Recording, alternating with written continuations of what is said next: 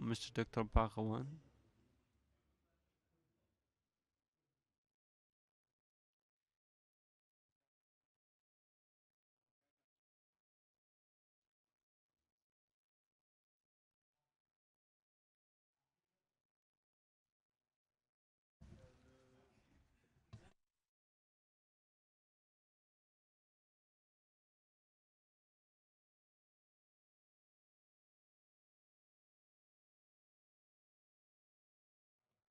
You're very welcome, Mr. President.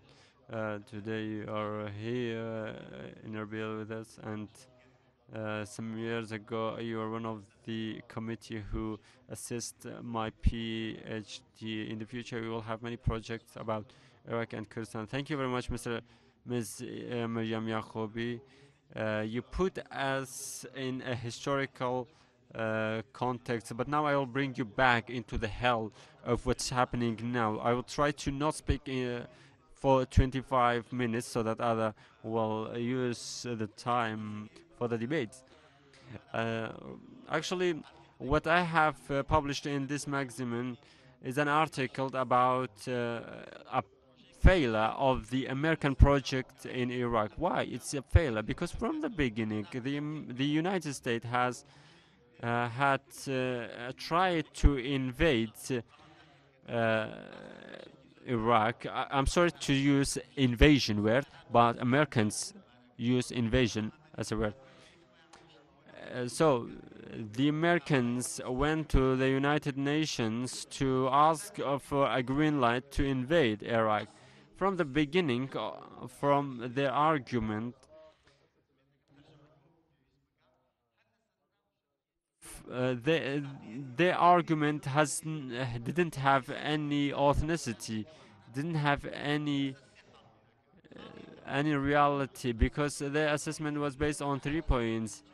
They thought that Iraq had WMDs. Well, all the Iraqis know, and the Americans themselves knew that from 1990s to 2020 to 2003, all the Iraq mass destruction weapons were destroyed when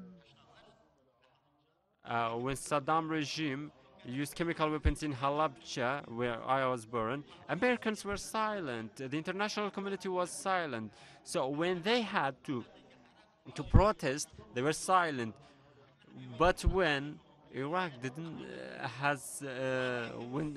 have any mass destruction weapons, they then spoke about against it. They wasted the efforts. So we saw many people opposing the argument of the US. The other point was Americans thought that Iraq had a relation with Al Qaeda. We all know that Al Qaeda had no relations with Iraq. George W. Bush himself openly said, only 3 weeks after his invasion, he said, up to this moment, we have no evidence that Saddam Hussein's Iraq had relations with Al Qaeda. So that was a part of this of the argument that Al Qaeda, who did 9/11 attacks, was related to Iraq. The other point, the third point, was something funny actually. They thought that Iraq has a dictatorship, just like Saudi Arabia, as if Saudi Arabia is a democracy, or Hosni Mubarak's Egypt was a democracy, as if there was everything perfect in other in other regions. So those countries were allies to America, and they were supporting them financially, but it was not the same for Iraq. That's why when they came to Iraq on April 9th in 2030, that argument ended. None of the US soldiers in CIA, on Pentagon, or in the State Department, none of them spoke about mass destruction weapons. After Paul Bremer came to Baghdad, they made up another argument. They said, "We are here to build a nation." Paul Bremer said, I have come to build a nation in Iraq." 6 days after he arrived in Baghdad, he gathered the 7 main political figures in Baghdad. He disrespected all the 7 leaders and told them, "I will not give you the keys to Iraq. I will make a nation, build a nation for you."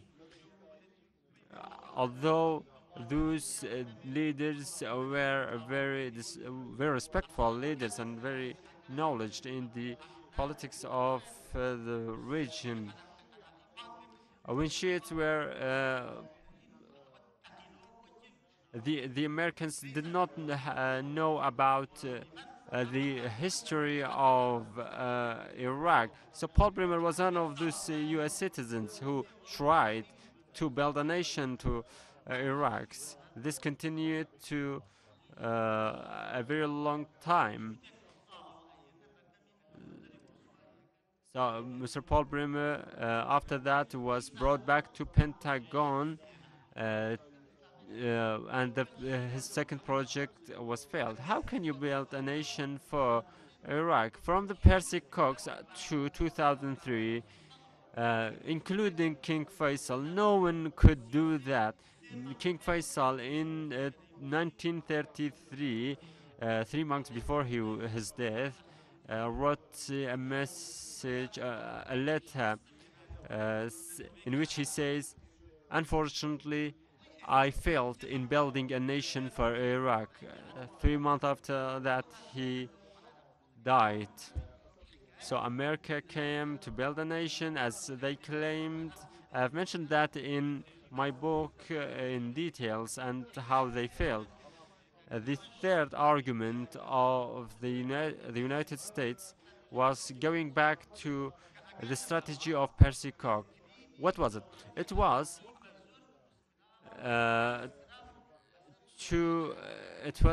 to build some strategic body and imposing it on other communities and components of Iraq. The pretense was Sunnis were ruling the country, so they tried to build a country, a government of Sunnis, and impose it onto other nations. I have also mentioned that in my book, the process of Osmanization and how the Sunnis benefited from that for governing their own countries, and how they learned skills of governance and politics. But that was not a good pretense, or that does not justify imposing a Sunni government on all the components, including Shiites and Kurds. What Americans do is the first sin. What does it mean to be the first sin? The first sin was giving the key of the Iraqi government to one component and ignoring all the other components. We all remember the debassification law and how the American used it and started disunification.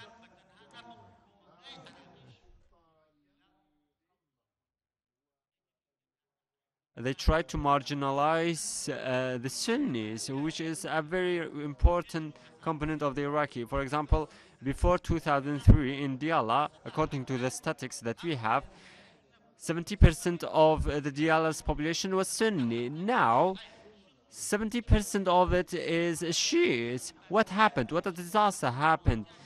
There was a government. What happened? These were people. So the debassification policy was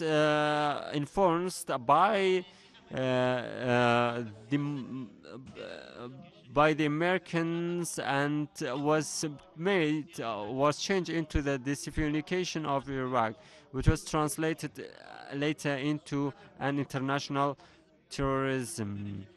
Sunnis, I have also wrote about that in my topic. How much time do I have left?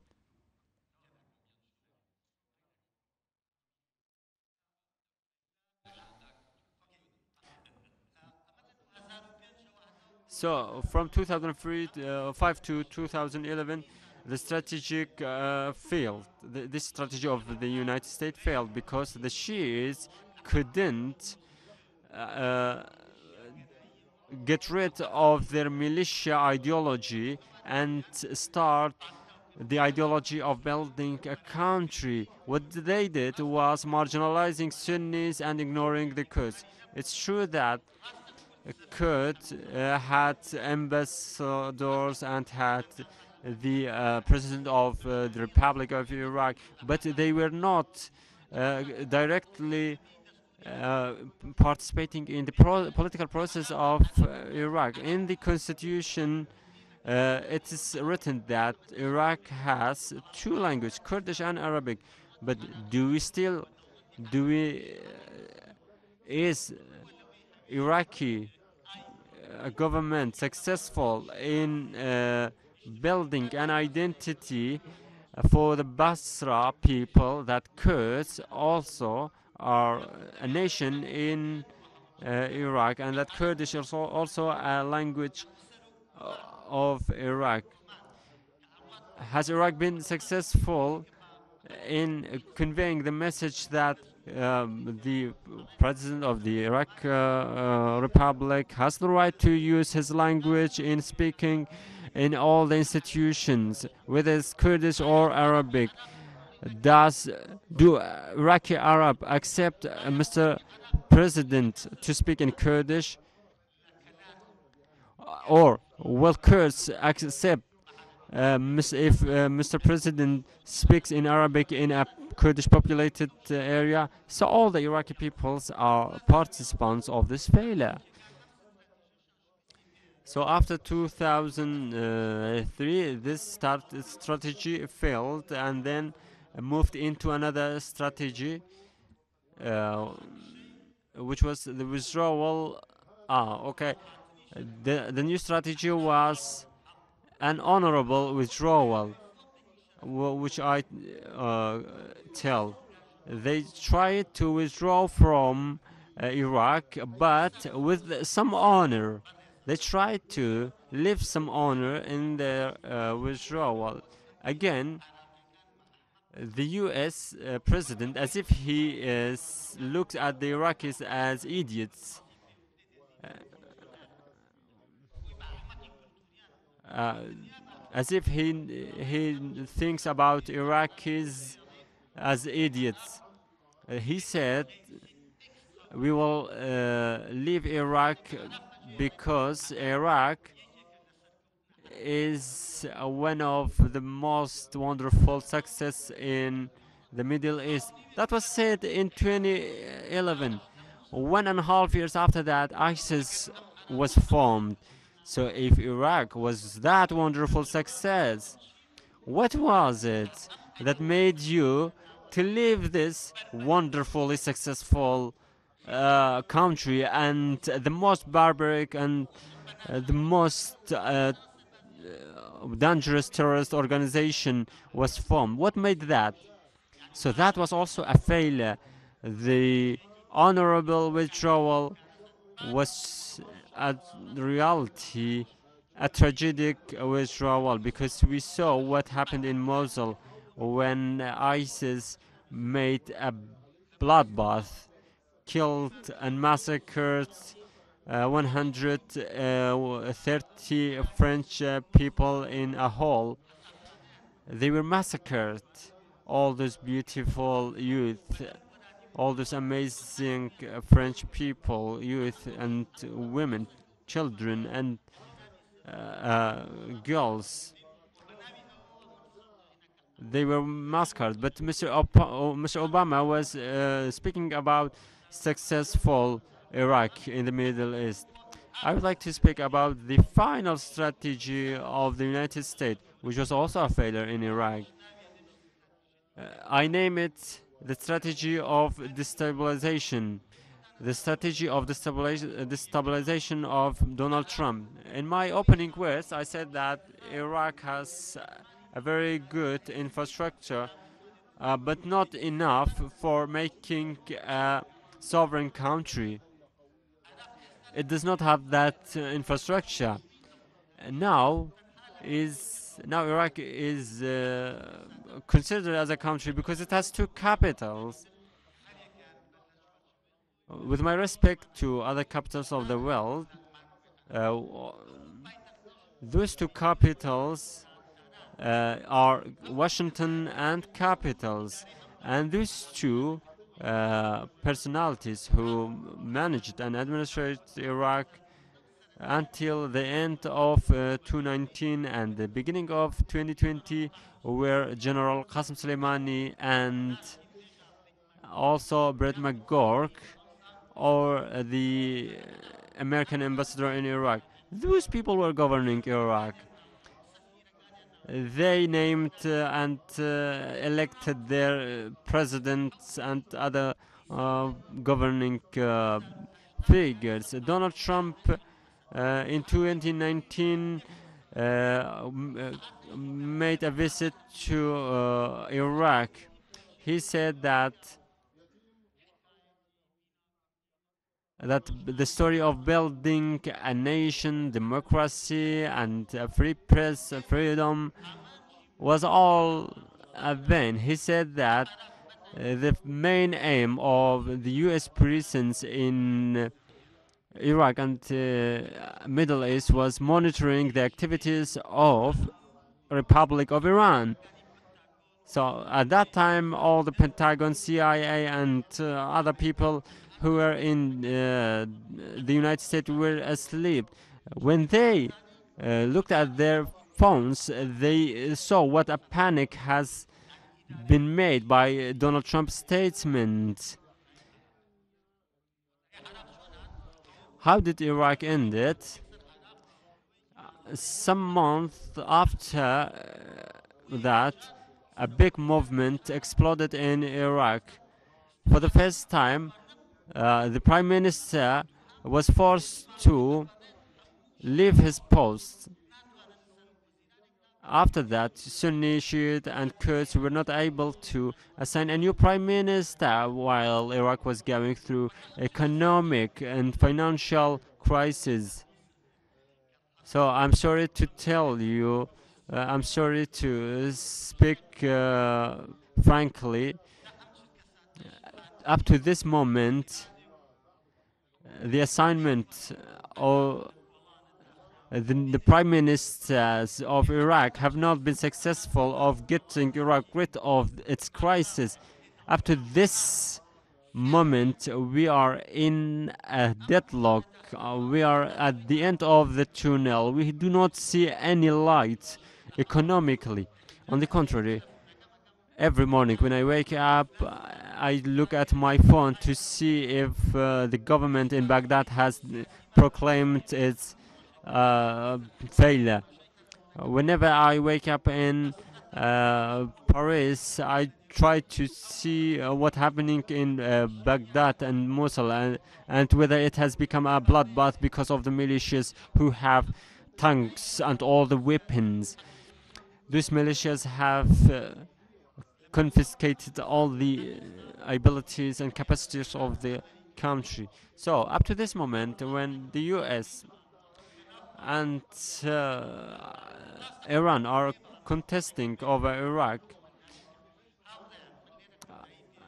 I would like to tell you, country has some features. The first one is the first point in a country is what Max Weber told us, which is the monopoly force. Each country, if any country who loses the monopoly of force will lose one of its characteristics of being a country.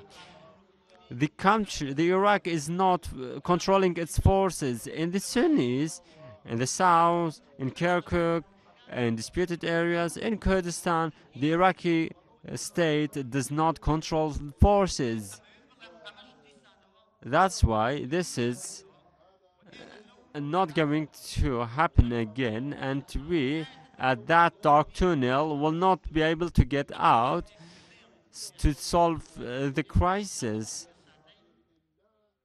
unless America and Iran, unless Joe Biden's administration and racist Iran reach an agreement. What I see is a useless effort of Biden's administration to find another form to administrate Iraq or govern it. So far, they haven't reached any agreement. That's why the coming up early elections will not bring any solutions to this dark tunnel. Thank you very much.